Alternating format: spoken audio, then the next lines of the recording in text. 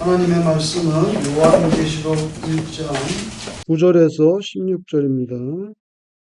요한계시록 1장 9절에서 16절 교독하겠습니다. 나 요한은 너희 형제여 예수의 환난과 나라와 참음에 동참하는 자라.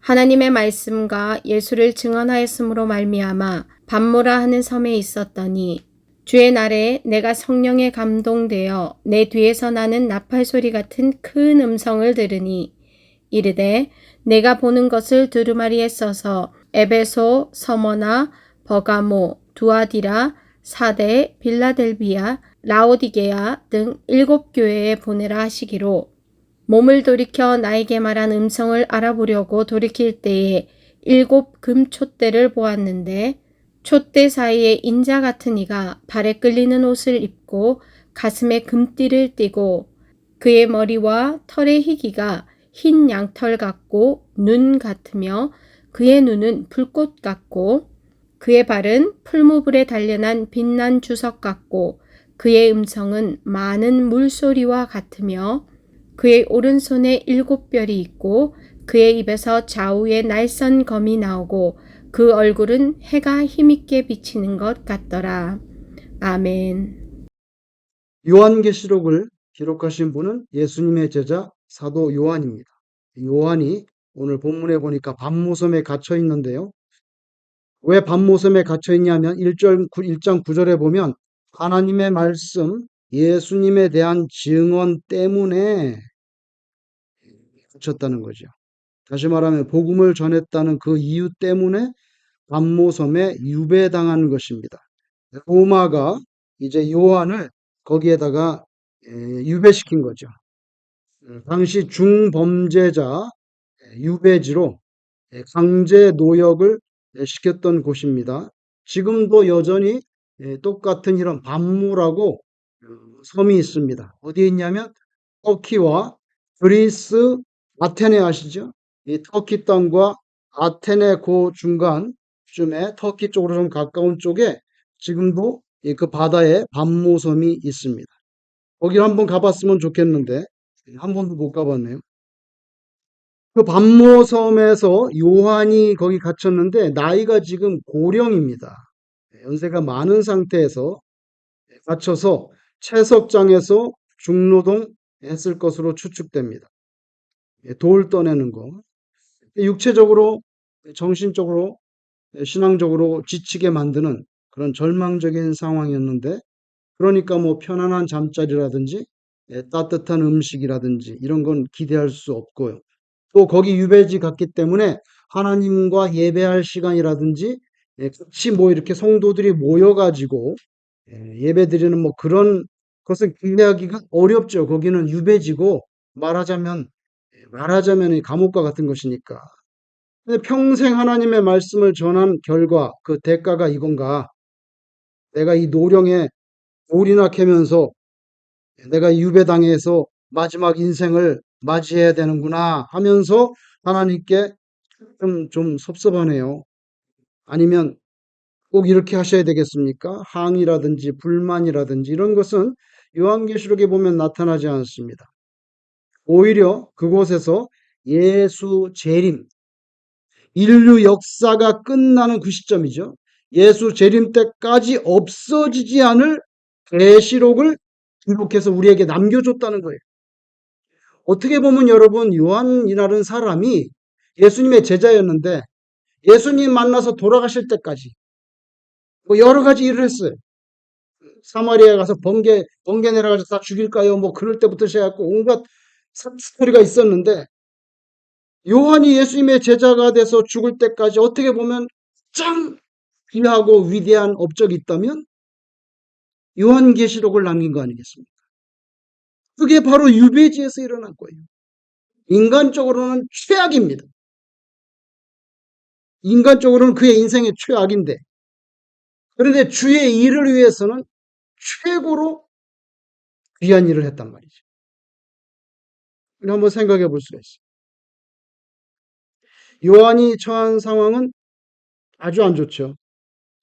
뭐 거기 편안한 침대가 있었겠습니까? 뜨거운 물이 나왔겠습니까? 무슨 뭐 식사 때가 되면은 여러 가지 반찬이 나왔겠습니까? 나이를 먹으면 또 조바심이 생기고 인내력도 부족해지는 것 같아요. 정반대이신 분도 있지만 나이가 먹을수록 애가 된다 그러잖아요. 애가 뭡니까? 못 참습니다, 애는. 못 참아요. 바로 터집니다. 그렇지 않은 분도 있지만 그런 연령에서 돌이나 캐면서 밤모섬에서 내가 죽어 여기가 내 무덤이구나. 자칫하면 자기 믿음의 불씨도 이렇게 사그러들 법한 그럴 수도 있을 것 같은데 14절에 보면 오히려 불꽃 같은 주의 눈을 바라보고 있습니다. 예수님의 눈을 바라보고 있습니다. 15절에 보면 예수님의 팔을 보니까 요한이 예수님의 팔을 보니까 팔은 어떠냐면 풀무불 아시죠? 막 용광로에서 대장간에서 이거 하는 거. 그 풀무불에서 단련한 빛난 주석 얼마나 그 뜨겁고 단단합니까? 빛난 주석과 같다 그랬어요. 여러분 다니엘 2장에 보면 거기에 바벨론의 느부갓네살 왕이 자다가 꿈을 꿨는데 엄청난 신상을 봤습니다. 뭘 봤냐면 머리는 순금으로 되어 있고 가슴과 팔은 은으로 되어 있고 배와 넓적다리는 놋, 종아리는 쇠. 이거 뭐 머리는 번쩍거리지 여기는 은이지 넓적다리는 놋이지 그 다음에는 쇠, 종아리는 쇠. 그 무엇도 당해낼 수 없는 것처럼 여겨지는 아주 거대하고 막강한 그런 신상을 꿈에서 봤단 말이에요. 근데 이 꿈에서 본 이 신상에 아주 약점이 있어요. 약점이 뭐냐면 발이야. 발에 다니엘 이상에 보면 뭐가 섞였냐면 진흙이 섞였다 했어요. 아니 그 뭐 금도 있고 뭐 쇠도 있고 뭐 다 있는데 그 발이 약하면 어떻게 되겠어요? 근데 아닌 게 아니라 꿈에서 보니까 사람이 손대지 아니한 돌이 확 날라와서 발에 탁 때리니까 아니 발이 진흙으로 됐으니까 다 박살나 버린 거예요. 그 꿈을 본 거예요. 그래서 성경 표현대로 말하면 그 신상이 다 부서져 가지고 마치 여름 타작 마당에 겨같이 여름에 타작할 때 겨같이 바람에 불려 안 곳이 없게 되는 그런 꿈을 꿨단 말이에요. 야, 이건 무슨 꿈이냐 이거. 요것은 바벨론 느부갓네살 왕, 바벨론 이후에 인류의 역사가 어떻게 될지를 보여주는 제국의 흥망성쇠를 보여주는 꿈입니다. 바벨론, 그 다음에 페르시아, 그 다음에 알렉산더 대제 나와서 헬레니즘이 인도까지 쫙 퍼졌죠. 그 다음에 헬라 시대가 지나고 나서 바로 로마가 BC 63년에 등장합니다. 그래서 뭐 금, 은, 못, 철 이런 시대적인 구분을 하나님께서 신상으로 보여줬는데 사람이 손대지 아니한 돌은 예수 그리스도입니다. 그게 나타나서 발을 때리니까 아주 먼지같이 다 날아가 버렸다는 거예요. 그런 엄청난 인류 역사에 대한 그런 그 분별을 느부갓네살이 줬는데 무슨 뭐 모르지 걔는 바보니까.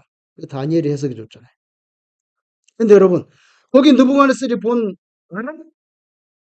진흙으로 돼가지고 근데 오늘 여기 요한은 예수님의 팔을 딱 보니까 풀무불 가운데서 꺼낸 주석같이 얼마나 대조적입니까?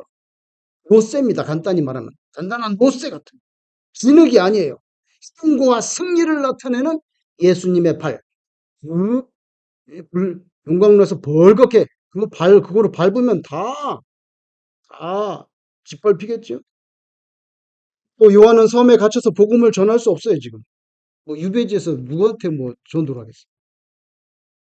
근데 요한은요, 큰 나팔 소리 같은 또 16절에 보면 많은 물소리 같은 예수님의 음성을 들었어요. 음성을 들었어요.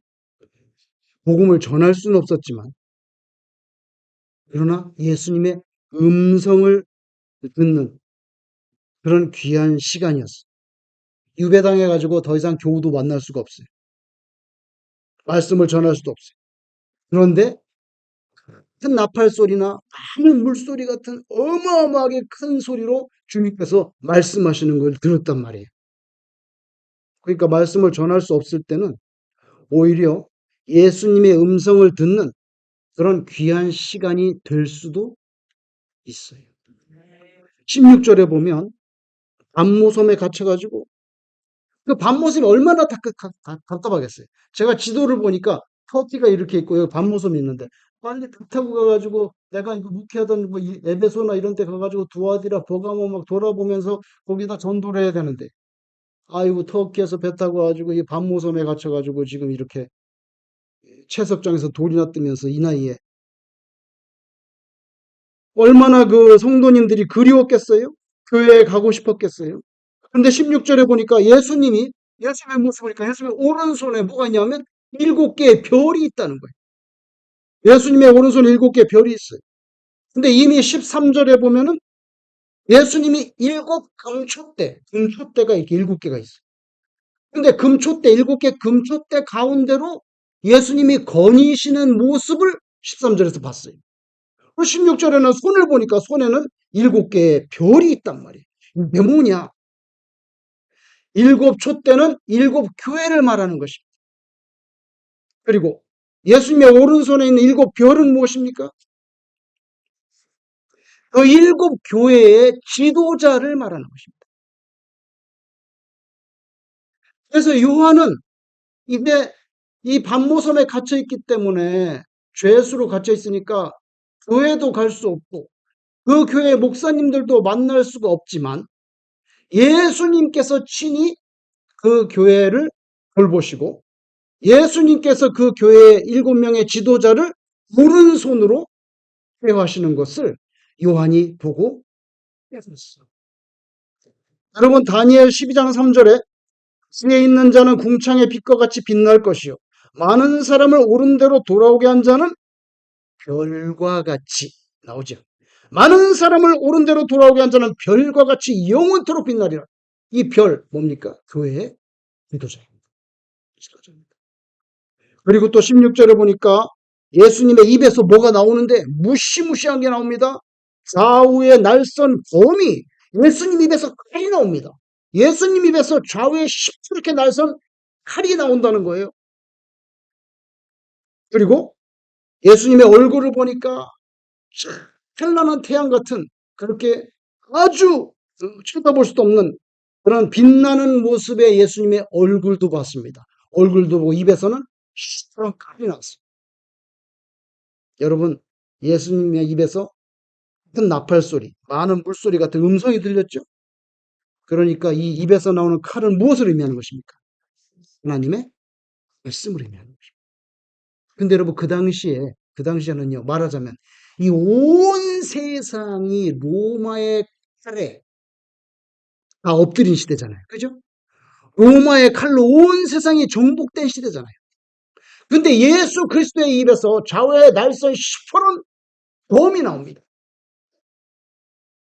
예수님 승천하시고 나서 연도를 계산하면 로마가 예수님 승천하시고 나서 300년도 안 돼가지고 기독교를 공인하게 됩니다.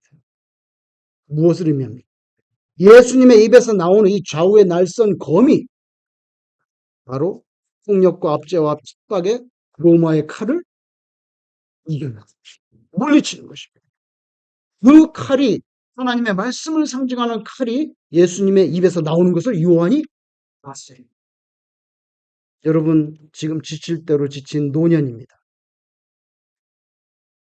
그런데 얼굴을 보니까 예수님 얼굴 보니까 피 나오고 그리고 얼굴은 그냥 찬란한 태양같이 비치는 예수님의 얼굴을 바라봤어요. 생각해 보면 요한은 과거에도 그 얼굴을 본 적이 있습니다. 어디서 봤습니까? 무엇에서 봐 맨날 봤지? No. 어디서 봤습니까? 매일매일 봤는데 아닙니다. 오늘 이 찬란한 태양 같은 얼굴 어디서 봤습니까? 변화산에서 봤지요. 변화산에서 봤잖아요. 예수님 높은 산에 올라가서 몸이 변해가지고 옷은 빨래하는 사람이 할 수 없는 그렇게 하얗게 됐다 그랬죠. 얼굴은 찬란하게 그걸 봤단 말이에요. 그때는 요한 자기하고 나의 요한의 브라더 누구입니까? 야고보입니다. 야고보. 요한과 요한의 브라더란 말이에요. 진짜 브라더. 요한과 야고보와 또 한 사람 누구? 베드로 셋이서 봤잖아요. 그 변화산에서 봤던 그 예수님의 얼굴을 이제 요한이 죽기 전에 다시 본 거예요. 그 노구의 몸에 예수님께서 그렇게 환상 가운데 나타나셨을 때 그 가슴이 얼마나 뜨거워졌겠습니까? 뜨거워졌겠습니까? 그 찬란한 태양과 같은 얼굴의 예수님은 그때 할아버지처럼 막 수염 났겠습니까? 아니지요. 30세의 젊은 청년의 모습으로 얼굴이 나타났을 거예요. 머리 허옇게 되지는 않았을 거예요. 그 요한이 가슴이 얼마나 벌렁거렸겠냐고요. 상상을 해보세요. 요한이 그렇게 예수님을 뵙게 될 수 있는 이유가 뭔지 아세요? 아무한테나 그렇게 나타나면 안 되죠, 예수님이. 그 이유가 있습니다. 그게 뭐냐면 10절에 있어요. 10절에 뭐라고 나옵니까? 요한은 주의 날에 어떻게 됐어요? 성령에 감동되어 있을 때. 주의 날에 성령에 감동되어 있는데 예수님이 나타나신 거예요. 여기서 주의 날은 뭔지 아세요? 우리가 말하는 이 주일날을 말하는 거예요. 이 주일날을 거기다 주의 날인 거예요. 그래서 우리가 말하는 주일이 여기서 나와요. 왜 주일이 중요합니까? 금요일 날은 예수님이 십자가에 못 박히셨고 부활하신 게 언제예요? 안식 후 첫날이 세상 사람들이 말하는 썬데이거든요. 바로 오늘이에요. 그래서 주의 날 뭐예요? 주님이 부활하신 날이에요. 그 주의 날에 성령에 감동되어 있는데 예수님이 나타났어요. 예수님이 나타났어요.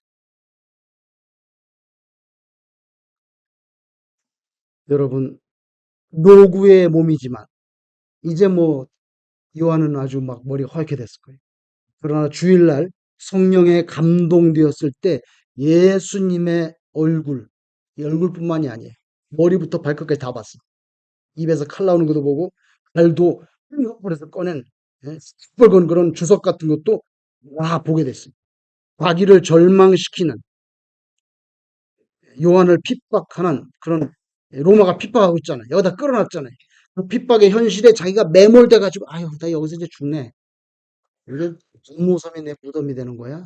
알고 보니까 에베소도 아니고 예루살렘도 아니고 이게 뭐 어디서 알지도 못하는 섬에 끌려와 가지고 여가 내 무덤이냐.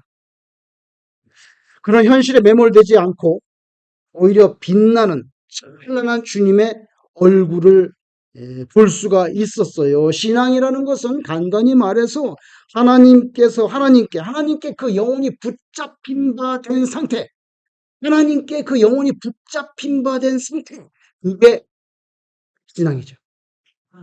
오늘 요한이 주일날 성령에게 사로잡혀 있어요. 이럴 때 누굴 만났어요? 예수님을 만났어요. 그러니까 저와 여러분도 주일날 성령에 충만하면 누굴 만나게 돼요? 예수님을 만나게 됩니다. 예수님을 만나게 됩니다. 오늘 성경에 보니까 주의 날에 내가 성령에 감동되어 내 뒤에서 나는 소리를 들었는데 그 뭐라 하면 나팔소리 얼마나 나팔소리가 커요. 나팔소리가 요하나 이렇게 아닙니다. 쩌렁쩌렁 울리는 나팔소리 같은 큰 음성을 들으니 이렇게 나옵니다. 여러분 요한은 지금 믿음을 지키기가 어려운 형편에 놓여 있어요. 사실은 나이도 많은데 여기 끌려가지고 노동하고 그런데 주님의 음성 큰 나팔소리를 듣습니다. 여러분 지금 형편은 어떻습니까?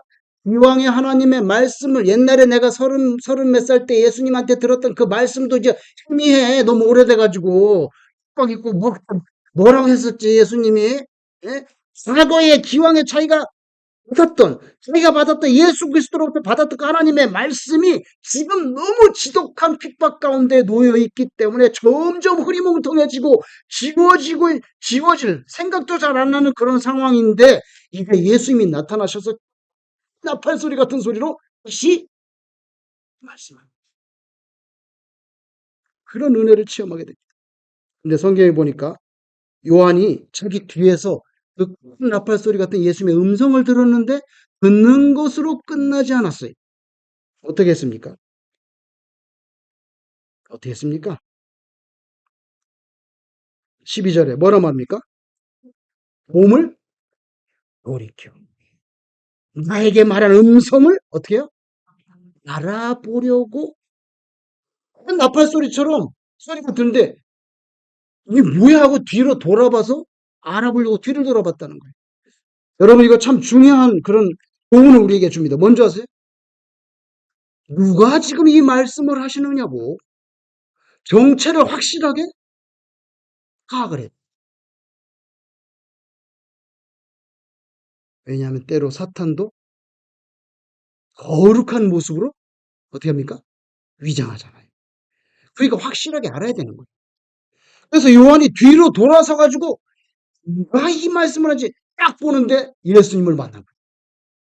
그래서 여러분 아무 말씀이나 그냥 듣는 것을 끝나지 말고 여러분도 뒤돌아서서 이게 누구의 말씀인지 분명히 입증하는 굉장히 좋은 태도인 것 같아요. 태도인 것 같아요. 여러분 이름에서 생각나는 사람이 있습니다. 누가 생각나느냐? 열왕기하 6장에 엘리사가 생각이 납니다. 그 당시에 시리아, 오늘날 시리아 땅, 성경에는 아람이라고 되어 있습니다. 이 아람이 자꾸만 이스라엘을 정복하려고 쳐들어오는데 매번 들어올 때마다 족축해하는 거야. 딱 가면 벌써 이스라엘 군대가 기다리고 있어. 또 다음에 또 이스라엘 군대가 이거 우리 내부에 간첩 첩자가 없지 않고는 어떻게 이런 일이 벌어져? 아닙니다, 왕이시여. 이스라엘은 엘리사라는 선지자가 있는데 이 선지자가 왕이 계획 세운 거 다 알고 있단 말이에요. 그래? 그러면 엘리사를 없애야 되겠구나. 아람 왕의 생각이 뭔지 아세요? 엘리사를 제거하지 않고는 이스라엘 정복할 수 없다는 결론입니다. 지금 당장 급한 게 누구예요? 엘리사를 제거하는 거예요. 그래서 도단성에 성경에 보니까 밤중에 군대를 끌고 가가지고 엘리사가 있는 도단성 전체를 감싸버렸어. 왜냐면 엘리사를 죽이려고. 그래야 이스라엘 정복한다고 했어. 아침이 됐는데 엘리사 사환이 아침에 나가보니까 몸에 아람 군대가 도단성을 싹 포위하고 있는 것을 알고 아이고 선생님 큰일 났습니다. 우리 다 죽었습니다. 이제 아람 군대가 이렇게 포위하고 있습니다. 그런데 성경에 보니까 엘리사는 아무 동요하지 않습니다. 아주 의연합니다. 왜 그렇습니까? 그는 무엇을 보았습니까? 하나님의 군대를 봤거든요. 엘리사는. 그 군대가 뭡니까? 성경에 보면 불말과 불병거라고 그랬어요. 우리와 함께한 자가 더 많다. 하나님의 불병거와 불말이 엘리사를 딱 보호하고 있으니까 아무 걱정할 거 없는데 이 사화는 영원히 안 떼고 못 보는 거예요. 그래서 엘리사가 그렇죠. 하나님 얘도 좀 보게 해주세요. 얘도 좀 눈을 띄워주세요. 눈을 뜨고 보니까 하나님의 군대 불말과 불병거가 그냥 엘리사를 감싸고 있는 것을 봤다는 거죠. 여러분 이 세상에서 가장 안전한 성이 어떤 성입니까? 하나님이 지켜주시는 성이지요. 지켜주시는 성입니다.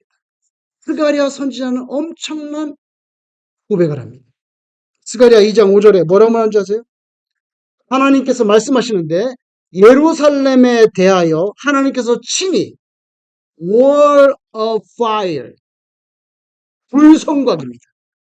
내가 예루살렘의 불성벽처럼 내가 예루살렘을 보호해 주겠다는 그 말씀을 스가랴 2장 5절에 주셨어요.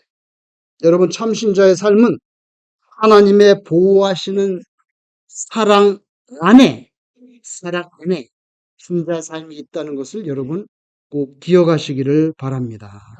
미처 깨닫지 못할 뿐이에요. 엘리사 사환처럼 영원히 어두워서 보지 못할 뿐인데 하나님의 백성, 하나님의 자녀, 하나님의 새끼를 왜 하나님께서 내버려 두겠습니까? 보호해 주지요. 하나님이 불말과 불병거로 살렘교회 성도님들을 이렇게 호위하고 계시는 줄로 믿습니다. 그걸 믿어야지. 그거 안 믿으려면 뭐 예수를 왜 믿어? 하나님이 wall of fire, 예루살렘, 얼마나 사랑하시는지 시온의 딸들아 이렇게 불렀잖아요. 여러분도 그렇게 지켜주시는 거죠. 오늘 요한계시록 말씀에 비추어 볼 때 우리가 살아가는 이 세상도 비유하자면 일종의 반모섬입니다. 우리가 이 세상에 살아가는 동안에 얼마나 신앙을 지키기가 어렵습니까? 생각보다 어렵습니다. 옛날에는 로마의 칼에 숨겨야 되겠지만 요사이는 좀 과하게 말하면 컴퓨터 앞에서 숨겨야 됩니다. 온갖 악한 것들과 죄악과 사기치는 것들이 다 어디서 일어납니까? 컴퓨터 앞에서 일어납니다. 그러니 말하자면 컴퓨터 앞에서 순교할 자세로 살지 않으면 우리는 금방 사탄에게 넘어진다. 여러분, 요한은요, 믿음을 지키기 어려워 보였던 그 고통스러운 반모섬이 자기 믿음의 무기력한 무덤이 아니라, 나 여기서 죽는구나, 이제. 여기서 죽는구나.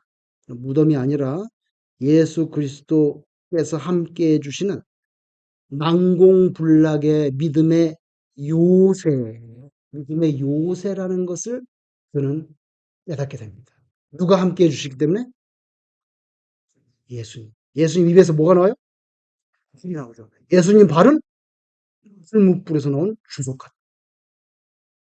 얼굴은 뭐 어떻게 해요? 감히 쳐다볼 수도 없는 태양처럼 빛나고 있어요.